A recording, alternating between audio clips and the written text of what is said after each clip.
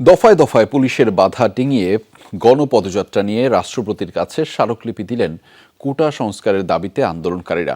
সেই সাথে ২৪ ঘণ্টার আলটিমেটাম দিয়েছেন বৈষম্য বিরোধী ছাত্র আন্দোলনের নেতারা। এরই মধ্যে কোটা সংস্কারের উদ্যোগ ও শিক্ষার্থীদের বিরুদ্ধে দায়ের করা মামলা তুলে নেওয়া না হলে আরও কঠোর কর্মসূচির হুঁশিয়ারি দিয়েছেন তারা।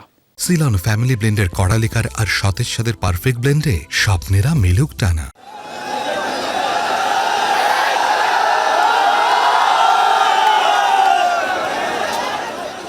দেশে সাম্প্রতিক যে কোনো আন্দোলনে এবার ঘটল এক নজিরবিহীন ঘটনা। বঙ্গভবন বা সচিবালয় অভিমুখে যে কোনো কর্মসূচি আগেই আটকে দেওয়া হয়। এবার কোটা সংস্কারের দাবিতে শিক্ষার্থীরা মানেনি পুলিশের কোনো নির্দেশনা।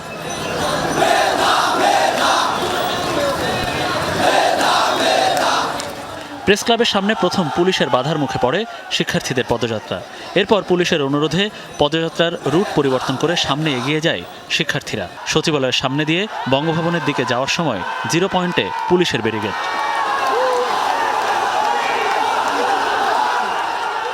সচিবালয়ের সামনেই বসে পড়ে আন্দোলনরত শিক্ষার্থীরা। কোটা সংস্কারের দাবিতে দিতে থাকে স্লোগান।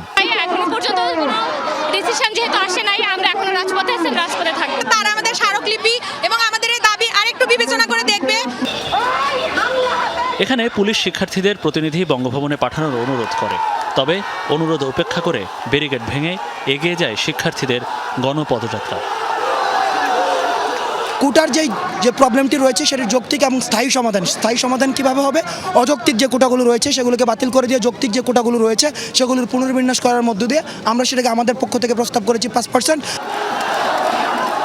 স্লোগানে স্লোগানে মুখর হয় পুরো এলাকা, মিছিল এগিয়ে যায় গুলিস্তানের দিকে। এবার বঙ্গবন্ধু চত্বরে বাধা দেয় পুলিশ, থেমে যায় পদযাত্রা। স্লোগান প্রতিবাদী গানে মুখর হয়ে ওঠে গোটা এলাকা।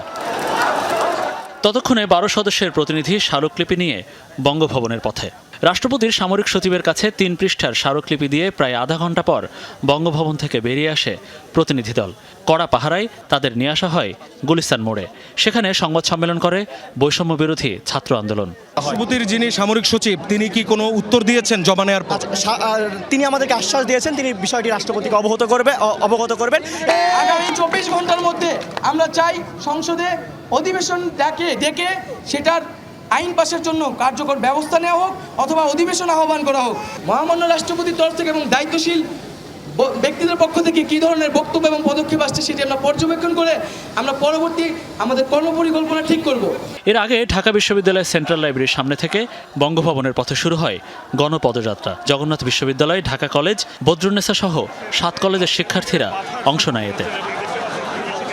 বিভিন্ন পয়েন্টে অবস্থান থাকলেও কঠোর হয়নি পুলিশ। আমরা সর্বোচ্চ চেষ্টা করেছি আমাদের পুলিশ কমিশনার স্যারের নেতৃত্বে।